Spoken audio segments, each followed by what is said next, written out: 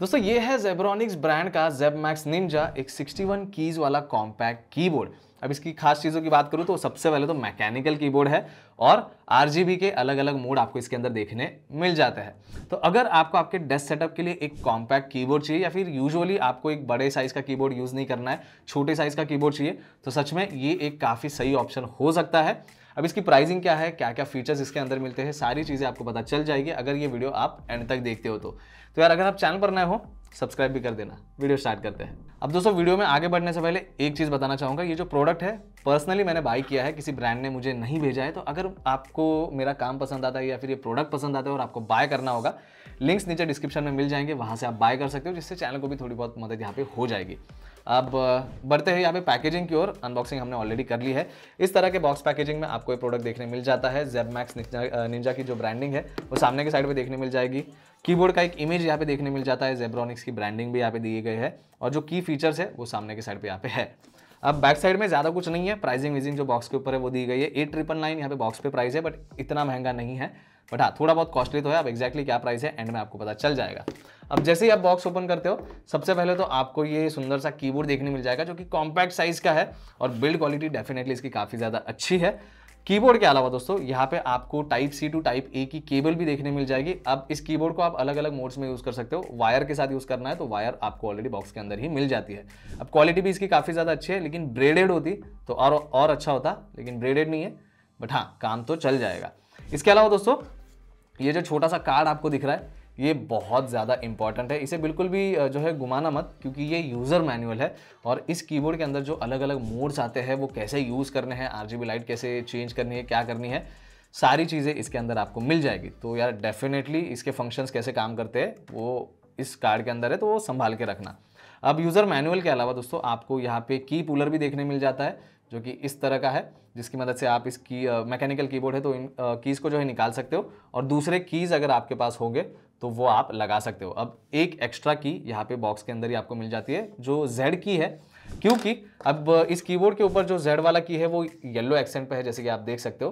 तो किसी किसी को ये पसंद आ सकता है, किसी किसी को नहीं। तो अगर आपको पसंद नहीं है तो इसको निकाल लीजिए और जो एक्स्ट्रा जेड वाला की आता है वो आप लगा सकते हो। तो ये कुछ चीज़ें थी जो बॉक्स के अंदर आपको मिल जाती है। अब आते हैं सीधा कीबोर्ड की ओर। सबसे पहले तो डिज़ाइन की बात करूँ तो कॉम्पैक्ट साइज का इसका डिज़ाइन है। 61 कीज़ का लेआउट आपको इसके अंदर मिल जाता है और सबसे बड़ी चीज़ कि साइज़ कम होने के कारण डेफिनेटली बहुत जगह ये नहीं लेगा आपके डेस्क के ऊपर, छोटी सी जगह लेगा, लेकिन यस लुक काफ़ी अट्रैक्टिव है इसका। अब यहाँ पे मेरे पास ब्लैक कलर में है, इसमें वाइट कलर भी आता है, तो आपको वाइट कलर चाहिए होगा तो वो आप ले सकते हो। इसके अलावा दोस्तों इसके ओवरव्यू की बात कर लेते हैं। अब इसके बैक साइड में टाइप सी का पोर्ट मिलता है, तो अगर आपको इस कीबोर्ड को केबल के साथ यूज़ करना होगा तो आप कर सकते हो। और जैसे बताया था अलग अलग मोड्स आते हैं, तो एक तो वायर्ड मोड है, ब्लूटूथ के साथ भी आप इस कीबोर्ड को यूज़ कर पाओगे और यहाँ पे डोंगल भी आपको इसके अंदर मिल जाता है जो बैक साइड पे यहाँ पे है। ये छोटा सा डोंगल है 2.4 गीगाहर्ट्ज का, तो इसके साथ भी आप इसे यूज़ कर पाओगे। तो इन तीन अलग अलग मोड्स में आप इसे यूज़ कर सकते हो। इसके बाद दोस्तों बिल्ड डेफिनेटली काफ़ी सही है इसका। अब बैक साइड की बात करूँ तो यहाँ पे जो है 4 रबर पैड आपको देखने मिल जाएंगे। अब यहाँ पे कोई ऑप्शन नहीं है कीबोर्ड की हाइट इंक्रीज करने का, क्योंकि ऑलरेडी एलिवेटेड डिज़ाइन है इसका। तो यस इसके साथ आपको काम चलाना पड़ेगा और कॉम्पैक्ट साइज होने के कारण यार सच में काफ़ी अच्छा लगता है। वेट हाथ में डेफिनेटली फील होगा, 600 या 700 ग्राम्स का इसका वेट है। और सबसे मेन चीज़ बात करूँ इसके कीज़ की, तो मैकेनिकल कीबोर्ड है तो यार डेफिनेटली वो साउंड होगा अच्छा, वो मैं आपको आगे सुना दूंगा। लेकिन इंपॉर्टेंट चीज़ ये है कि जो प्राइमरी कीज़ है वो सारे प्रिंट आपको ऊपर ही कीज़ के ऊपर देखने मिल जाएंगे। तो ये जो ऊपर जितनी भी सारी चीज़ें आपको दिख रही है, एस्केप बटन या टैब कैप 1 2 3 4, ये इसके प्राइमरी फंक्शन है। और सेकेंडरी फंक्शन आपको चाहिए होगा कीज़ का, तो यहाँ पे आपको कीज़ के नीचे जो है प्रिंट उसका मिल जाएगा। तो वो सारी चीज़ें आप फंक्शन बटन से एग्जीक्यूट कर सकते हो। कुछ कुछ जगह पे अलग चीज़ें भी है तो वो मैं वीडियो में आगे एक्सप्लेन कर दूंगा, लेकिन हाँ जो प्राइमरी फंक्शन है वो कीज़ के ऊपर है और जो सेकेंडरी फंक्शन है वो कीज़ के नीचे यहाँ पे प्रिंट दिया गया है। अब एक चीज़ यहाँ पे मैं थोड़ी सी हाईलाइट करना चाहूँगा कि ब्लैक कलर का ये कीबोर्ड है तो उसके ऊपर जो इसके सेकेंडरी फंक्शन की प्रिंट है वो इतनी अच्छे से दिख के नहीं आती है। लेकिन अगर आप व्हाइट कलर का कीबोर्ड लेते हो तो उसमें प्रॉपरली रेड कलर में प्रिंट है और वो काफ़ी अच्छे से विजिबल हो जाता है। तो आपको सेकेंडरी फंक्शन भी प्रॉपरली विजिबल चाहिए तो आप व्हाइट कलर प्रीफर कर सकते हो। इसके बाद दोस्तों जैसे मैंने कनेक्शन का बताया था कि ब्लूटूथ का ऑप्शन आपको मिल जाता है, वायर्ड का ऑप्शन आपको मिल जाता है और वायरलेस का भी ऑप्शन आपको मिल जाता है, डोंगल इसके साथ में मिल जाएगा। तो इन 3 तरीकों से आप यूज़ कर सकते हो। अब ब्लूटूथ में भी दोस्तों आप 3 डिवाइसेस के साथ एट अ टाइम कनेक्ट कर सकते हो। अब उसे यूज़ कैसे करना है, सबसे पहले तो बैक साइड की बात करूँ तो बैक साइड में देखिए यहाँ पे आपको बॉटम में 3 ऑप्शन मिल जाएंगे, जो अगर आप स्विच को बीच में रखते हो तो आप इसे वायर के साथ यूज़ कर सकते हो। अगर आप इस स्विच को 2.4 गीगाहर्ट्ज़ के साइड पे लेके जाते हो तो जो डोंगल इसके साथ आता है ये आपको आपके लैपटॉप या फिर पीसी में लगा देना है और फिर आप इसे वायरलेसली यूज़ कर सकते हो। लेकिन आपको ब्लूटूथ के साथ यूज़ करना है तो इस स्विच को जो है आपको ब्लूटूथ के साइड पे यानी कि लेफ्ट साइड पे जो है पूरा कर देना है, तो ये ब्लूटूथ पे अपने आप स्विच हो जाएगा। अब ब्लूटूथ कनेक्ट करने के लिए आपको ज़्यादा कुछ नहीं करना है, आपको सिर्फ आपके लैपटॉप के साथ यूज़ करना होगा। तो लैपटॉप में ब्लूटूथ ऑन करके वहाँ पे कनेक्ट कर लीजिए, जेब मैक्स का जो है वहाँ पे ऑप्शन आ जाएगा। फ़ोन के साथ भी आप इसे कनेक्ट कर सकते हो और पीसी के साथ तो डेफिनेटली ब्लूटूथ होगा तो आप कनेक्ट कर ही पाओगे। अब जैसे बताया था 3 डिवाइसेस के साथ आप स्विच कर सकते हो। तो समझिए अगर एक डिवाइस के साथ यहाँ पे ऑलरेडी कनेक्टेड है तो वो B1 होगा अगर आपने B1 पे या फिर BT1 पे कनेक्ट किया है। अगर आपको सेकेंड डिवाइस के साथ स्विच करना है तो आपको फंक्शन की प्रेस करके रखना है और उसके बाद में यहाँ पे W वाला की जो है उसके नीचे आप दे सकते हो BT2 दिया गया है, तो दूसरे डिवाइस के साथ चेंज करना है तो BT2 आप कर सकते हो। और BT2 के साथ जो भी डिवाइस कनेक्टेड है उसके साथ ये कीबोर्ड जो है वहाँ पे आपको यूज़ करने का ऑप्शन मिल जाएगा।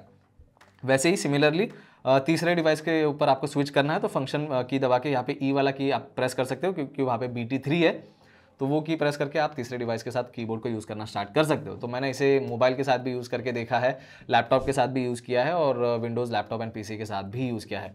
तो काफ़ी सही अच्छे तरीके से काम करता है और लेटेंसी जो है मुझे यहाँ पे तीनों मोड्स में बिल्कुल नहीं लगी। वायर के साथ तो डेफिनेटली नहीं आती है, लेकिन जो वायरलेसली और ब्लूटूथ है वहाँ पे भी मुझे लेटेंसी यहाँ पे ज़्यादा फील नहीं हुई, तो ये भी एक काफ़ी सही चीज़ है। अब भाई ये सारी चीज़ों की हमने बात कर ली, अब इसके फीचर्स और स्पेसिफिकेशंस की बात कर लेते हैं। सबसे पहले तो 61 कीज़ का लेआउट आपको इसके अंदर देखने मिल जाता है, तो कॉम्पैक्ट साइज़ है और ओवरऑल जो डिज़ाइन है दोस्तों ये 60% कॉम्पैक्ट डिज़ाइन वाला चीज़ है। अब आपको फुल साइज़ चाहिए जिसमें 104 या कुछ कीज़ होते हैं तो उसका साइज़ बढ़ जाता है, लेकिन हाँ इसके अंदर ये 60% वाला डिज़ाइन है तो 61 कीज़ जो है आपको मिल जाते हैं। इसके बाद दोस्तों RGB का सपोर्ट भी आपको इसके अंदर मिल जाता है और सिर्फ RGB का सपोर्ट नहीं दोस्तों, RGB के अलग अलग 21 मोड्स भी आपको मिल जाते हैं। अब ये फंक्शन और जो बैकस्लैश वाला की है उससे आप ये डिफरेंट मोड्स जो है चेंज कर सकते हो।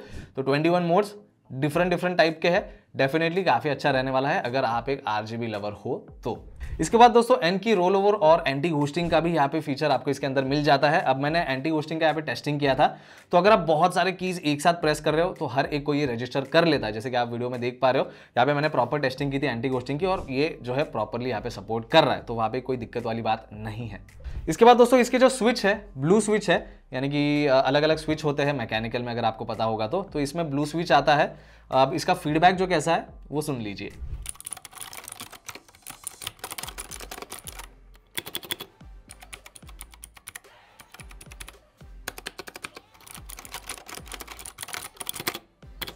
इसके बाद दोस्तों 5 लेवल का ब्राइटनेस आपको इसके ऊपर मिल जाता है, तो फंक्शन की और ये जो ब्रैकेट वाले बटन है उससे आप ब्राइटनेस इसकी कम कर सकते हो और यहाँ पे ज़्यादा भी कर सकते हो डिपेंडिंग आपकी रिक्वायरमेंट क्या है।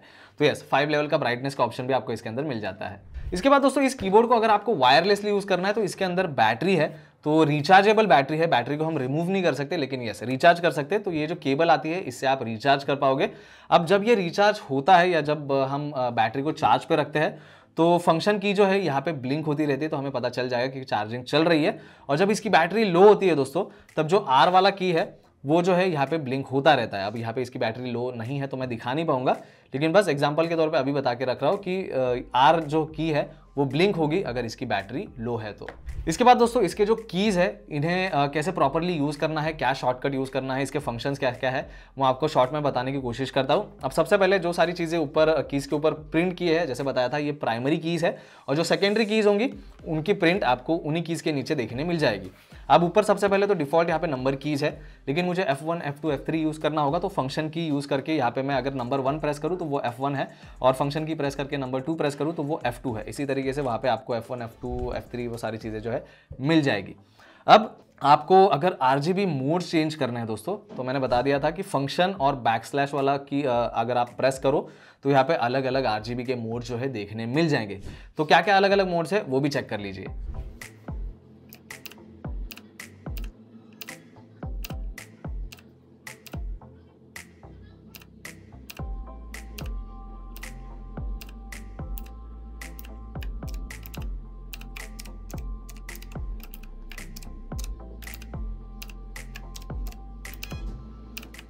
इसके बाद दोस्तों एक चीज़ आप नोटिस करोगे कि जो प्राइमरी कीज़ है उसके ऊपर एरो का फंक्शन नहीं मिलता है, तो एरो कीज़ जो है वो सेकेंडरी फंक्शन है, तो उसे आपको इस्तेमाल करना है तो फंक्शन की प्रेस करके आप एरो की जो है यूज़ कर सकते हो, लेकिन आपको प्रॉपर एरो कीज़ ही फुल टाइम यूज़ करनी है।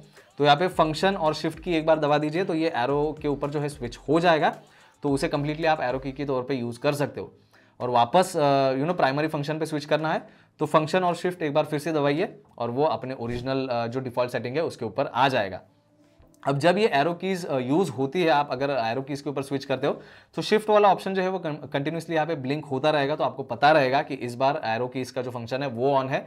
और जैसे ही आपको स्विच करना होगा डिफ़ॉल्ट सेटिंग पे तो फंक्शन शिफ्ट प्रेस कर दीजिए, तो शिफ्ट जो ब्लिंक हो रहा था वो ब्लिंक नहीं होगा और आपको तब पता रहेगा कि हाँ ये जो नॉर्मल फंक्शनैलिटी है इसकी उस टाइम पे वो काम कर रही है। अब दोस्तों 21 RGB मोड तो आपको मिल जाते हैं, लेकिन RGB की जो लाइट स्पीड है वो भी आप चेंज कर सकते हो। तो यहाँ पे फंक्शन की और यहाँ पे स्पीडोमीटर वाले दो ऑप्शन आपको मिल जाते हैं, उससे आप स्पीड जो है कम ज्यादा कर पाओगे। इसके बाद दोस्तों अगर आपको पर की RGB सेट करना है तो उसका ऑप्शन भी इसके अंदर मिल जाता है। अब जिन्हें नहीं पता है पर की RGB क्या है, तो यार जो इंडिविजुअल कीज है उन्हें आप अलग अलग RGB लाइट पे आपके हिसाब से सेट करके रख सकते हो। अब इस मोड को ऑन करने के लिए सबसे पहले तो आपको फंक्शन की और Z बटन प्रेस करके रखना है और वहां पे बाद में जो है एक बार ब्लिंक हो जाएगा और रेड कलर का लाइट Z के पीछे आ जाएगा, तो आपको पता चल जाएगा।